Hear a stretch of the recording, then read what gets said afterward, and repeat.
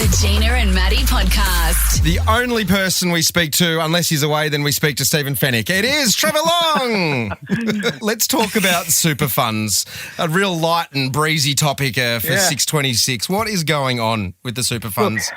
Look, there's talk of super funds being hacked, and I want to be very clear. The super funds were not hacked, but when we think hack, we think Optus, Medicare, Latitude, where hackers got into these companies' computers. They extracted information, but what happened last week, and it could still be happening, this is why it's important to talk about, is a really nerdy thing called credential stuffing, which is essentially a stupid way of saying they tried your existing passwords on your super fund. So what they have is, the hackers, the criminals, they have a bunch of people's usernames and passwords from previous incidents, like the Optus and Medibank potentially, and they've essentially just been by sheer luck trying super funds and going, well, look, I've got this person's email and their password from that other site.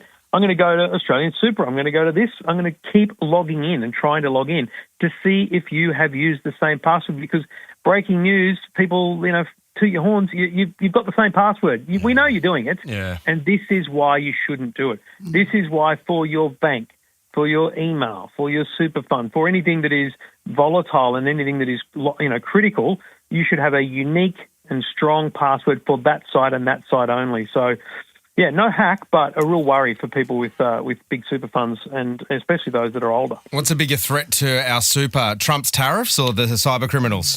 A bit of both, but mainly Trump. Okay. Do you think they're ever going to change passwords so it's your eyeball or it's something that can't be hacked? Is that on the way? Yes. Oh my God, the worst thing in my life is trying to remember passwords. Pain in the arse. I think we're getting close. There's a thing called pass keys now that exist across a lot of devices. If you use your phone a lot, you'll realise this is already happening. MasterCard this week announced that they're going to move in the next 5 years or so to create a system online where you can just shop online and just essentially never have to type a card number. You just biometrically verify yourself, and that will make the payment. God, that'll be so much better because I can't remember my passwords.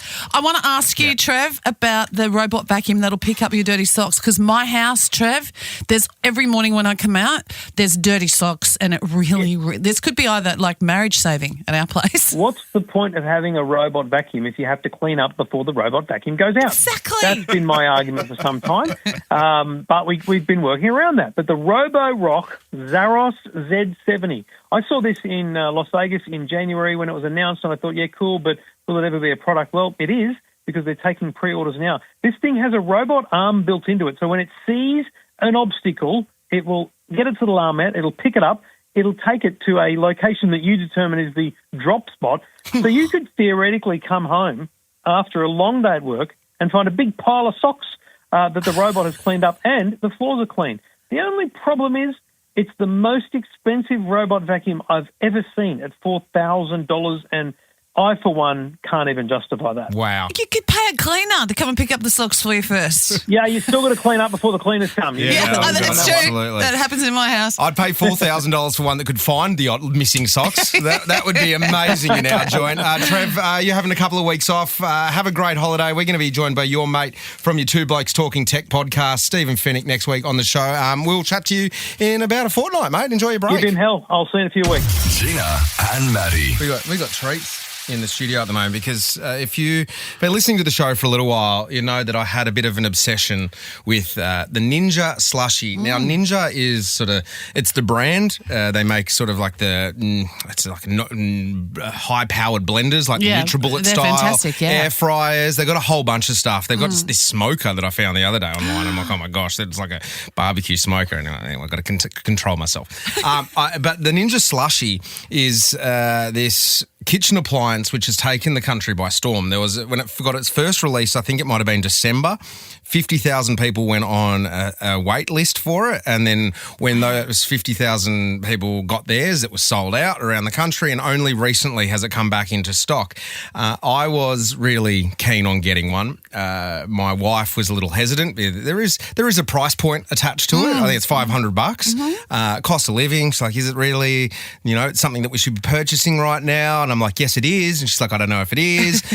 Little did I know that behind the scenes, producer CJ was working on trying to get one for me, And that is what happened. I got gifted one. It was a belated birthday present. I'm so grateful. And we fired it up in the station this morning. A little earlier today, CJ and I, we pumped it full of Dare Ice coffee. We set it onto the Frappuccino mode. So what it does is it makes slushies, it makes frozen juices, makes frozen margaritas. Hello. Essentially a slushie machine. So we put some Dare Ice coffee in it and we've fired it up and it's been doing its thing for like the last 50 minutes and there is a finished product in front of you, Gina Jeffries. Oh, my God. But you're amazing. You've like drizzled chocolate sauce. So we get the glass. We got the glass and then what we did is just put a chocolate sauce inside on the glass before we then filled it up with the Frappuccino, bit of whipped cream on top and a flake inside. Oh, my God. Looks amazing. Okay, here we go.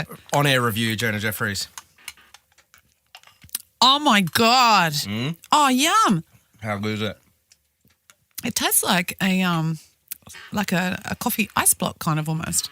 Those Toblerones, remember the cocktail Toblerone was a big thing in the 90s. So that easy. and no calories. You put cream and a flake on it. And a bit of coffee. This is probably the strongest coffee you've ever had. Ever in my whole life. Yeah. I'm going to be zipping around. But how easy was it? Yum. So good. Oh, boy. Oh, that's incredible. Yum. Already the school mums are on me. They're like, we're round to your joint Friday for frozen margaritas. So are we. Gina and Matty. We're chatting to you. White Lotus Season 3, the final episode dropped yesterday. Watched it last night. It's filmed in Koh Samui in Thailand. And sort of the whole time watching it, I was just flashing back to my first ever trip to Thailand. And we went to Koh Samui. We stayed on the island there. And it was my first holiday with my now wife, who was my girlfriend of like 5 months at the time. And she ended up in hospital for a couple of days. And, geez, it was traumatic. You'd entrusted taking, my now in-laws baby girl away for a holiday overseas with friends. And anyway, she ends up in hospital, just dizziness and dehydration. I still remember the tag that was written and stuck on her door at the hospital, and she was just on a drip for a couple of days. So what I thought we could do is have a chat to some other people who have been in hospital in different locations around the world. Steve's in Narara. Steve, whereabouts in the world were you? I was in Jakarta. I ended up living there for work for about 7 months. Mm-hmm. The rule was if you couldn't cook it or peel it, don't eat it, right? No ice in your drinks. And I followed that fastidiously.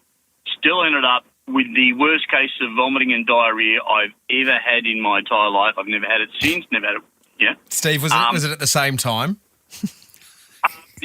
Let's not go to the fine details. Okay, sure. Good. I've been there, buddy. Yeah. Oh, yeah. Yeah, look, I mean, there was that bad that when I burped, I turned my head away because it just smelt that bad. It was horrible. God. Oh. So you've taken yourself to hospital? Well, I got taken to hospital, the International SOS, and they asked me for a sample. I thought that shouldn't be a problem. Well, it was because I had nothing to give, right? Yeah. The doctor's tapping on my stomach, tap, tap, tap, tap, and she goes, "You're empty." And my immediate thought went, "No crap, Sherlock."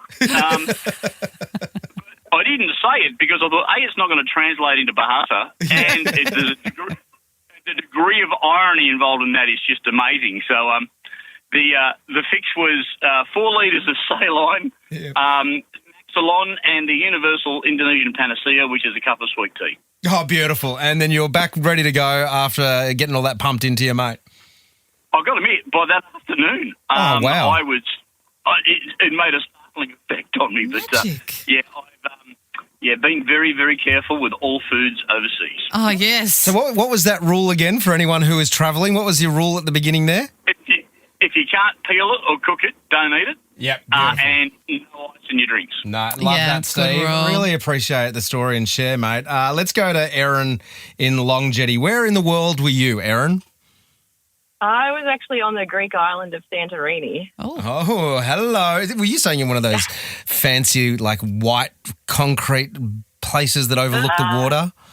It was very different. It was your typical 19-year-old, me and my best friend backpacking around the world, so cheapest hostel type situation. Yeah, great. Love it. Okay. What happened to you? So I was just sick for a few days and then apparently ended up getting a bit unresponsive and kind of worse and worse, so my best friend decided I needed to get to hospital, but there was no cars or anything. So she actually went next door and somehow stole the local neighbour's quad bike and threw me on the back of that, kind of half passed out asleep on her back, and drove me 20 minutes to a kind of air quotes hospital on the island. So it was a bit of an adventure. What a great friend, for starters. Very good friend. Still a great friend. Erin, what was more dangerous, do you reckon, the quad bike ride or going to this so-called hospital? A lot much of a muchness, to be honest. I think they were both interesting. At one point I said, what are you giving me? Because the English wasn't good, and he stared really hard at this syringe and kind of looked at me and then looked really excited, and he was like, cocktail. So I was like, I don't think that's a cocktail, but I could try. But I'll take it, Erin. He might have been a mix of medication, so he had a good go at it. But Yeah. G'day, Ginny. Mate, talk to us. Where in the world were you? I was in China in a city called Guangzhou. I was living there. I dislocated my shoulder during soccer training and had to go in hospital, but it was actually the beginning of OG SARS. Oh, God. Okay, OG SARS. Okay, yeah. Okay, so what was the process like being in a hospital during the SARS outbreak? It was just it was a pretty small hospital, and it was just lots of masks and trying to wait outside while I was waiting for my x-ray and stuff like that. The Gina and Matty Podcast. For more great comedy shows like this, head to novapodcast.com.au.